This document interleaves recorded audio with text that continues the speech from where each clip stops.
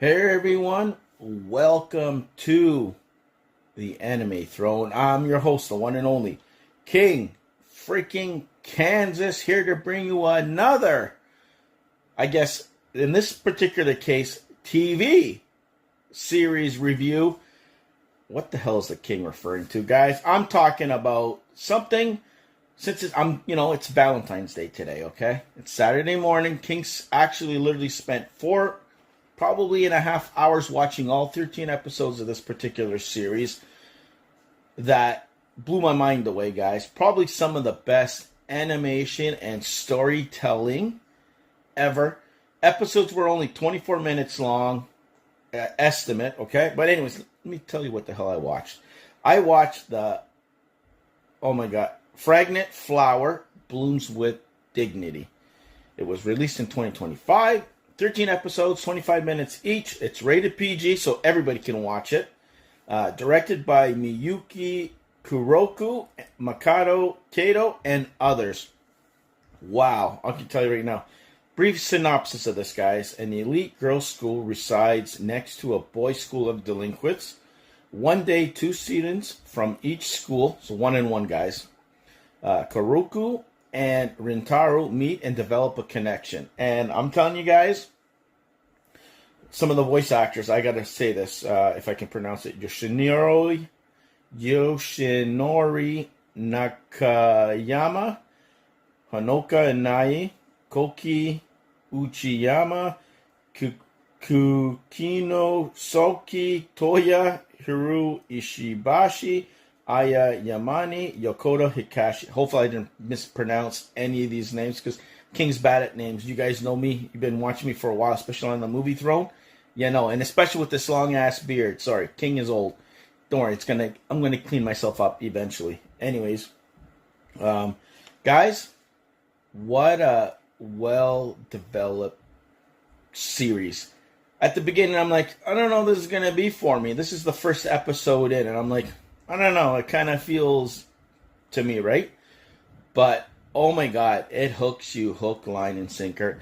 This anime series, guys, not only is it beautiful, but it kind of gives us, I guess, Easterners, or whatever you want to call us here in North America land, it gives us a glimpse of the Japanese culture and how they might perceive things differently, and not only that, react differently to different situations. In this particular case, getting involved with somebody and into relationships, the courtship, the politeness, the manners, I can go on and on.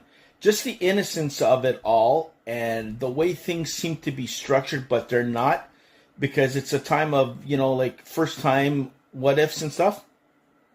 The two main actors or characters in this thing, phenomenal. Like, I'm telling you, like, I always get their names, Kaoroku and Rintaro. Oh my god, phenomenal. The boy and the girl. The girl had issues of her own. She was from the prep school, the rich school and all this, and you had all the typical stereotypes. The boy was from the bad school, badass, bad apple, troublemaker, so-and-so. So there's a whole bunch of instances that pops up at the beginning, a little prejudice on both sides. And then, of course, you got the girl's best friend who gets in, who's very protective. Saburo, I think her name was. And, oh my god, like, so overprotective of her. But then you get her backstory in this thing and what she's been through and how she doesn't trust guys. And that played a little bit of factor. And then she slowly comes around. And you don't want to be caught hanging around with that crowd, because you're going to get talked about. You're going to get ostracized. You're going to get who knows what the hell, when you're in school that year, what you get shit on pretty much, guys. But guys, same thing. What are you doing talking to these girls? Or, they don't like us. They make fun of us, blah, blah, blah. So he hides his kind of interactions with this girl at the beginning with his friends. But then later on, he comes around and they kind of discover things. He's acting a little bit different, because he's the kind of, anybody who would approach him were scared of him and they would run the other direction and stuff. But not this one girl that he actually meets in his parents' bakery shop that nobody knew about. And he called her by her last name, which was I found a little weird. And even then, because of the age and stuff, that she found that she's the same kind of high school or grade or age and stuff like that. But he still called her by her last name, and she kept on calling, I think, by his last name or whatever. I don't remember his first name, guys, because King's old. But just the innocence of the first time meeting in the shop, that she's eating all this stuff, and then she kind of freaks out, cries, and runs out, and she was choking on something, gives her the water, and then for her to come back and persevere and kind of explain herself and apologize. And I'm telling you, wow, blown away. Like, I'm telling you right now, yeah, like I'm getting goosebumps as I was saying it. And to see their story with each other, the way they interact, progress slowly, and he had to deal with his issues, and then dyeing his hair blonde that he was from what he was because he didn't have friends. Like, I'm telling you, they both had their personal issues that kind of affected their, I don't want to say love life, but their way they interacted with the opposite sex. That you're kind of cautious. Like, do I want to talk to this person? Do I want to talk to that person? And eventually, they kind of like open up with each other. And he's kind of like trying to figure out, why does he feel this way towards this person? She smiles and makes them all giddy, pretty much. And the same thing with her. But she's a little bit more reserved. And you're kind of wondering, is she okay? Why the hell is she interested in a guy like me? So, soul searching, all that stuff. And there was an issue of her birthday coming up. Later on, when things got serious, he's realizing, maybe I like this girl. What the hell? I always like to be around her. I'm doing stuff that I don't normally do, like going to the aquarium and watching dolphins and stuff like that. And her interactions with kids and like, I'm telling you, and even her, you find out that she doesn't have the perfect life, that she's not coming from rich, that he thought she was rich. She got a kind of like a scholarship, and she has to perform well because she doesn't want to let the people down. And not only that, she helps the people around her like really find themselves and feel good about themselves, and she helps them study at one point. Like, I'm telling you, little innocent things like that keep on gradually toward building up until this little moment on the beach that he's wondering, oh my God, did I say too much? Did I freak her out? And then she kind of says, you know what, meet me at this festival.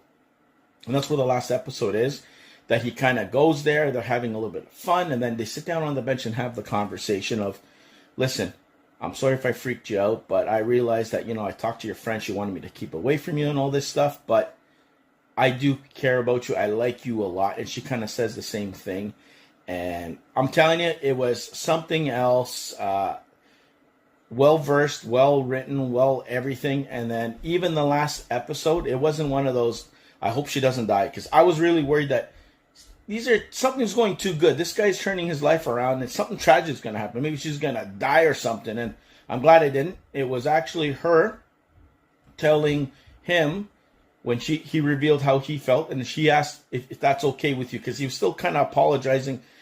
I'm sorry if I scared you off or scared you now. And, I totally, and then she kind of explains how she felt and the other side of the curtain from her perspective of the relationship and how she first met him and how she interacted and why she fell for him and all that stuff. I'm telling you, it's a uniquely put thing. I'm not doing it justice. It's 13 episodes, 25 minutes. Spend 4.5 hours of your time, guys. Go check it out for yourselves and then come back on here. But I think I spoke enough. The Fragrant Flower blooms with dignity. It was released in 2025. Check it out. It's on Netflix. I thoroughly enjoyed it. I can't wait to jump into something else. I'll probably watch another TV series and bring it away on Tuesday. That's coming up.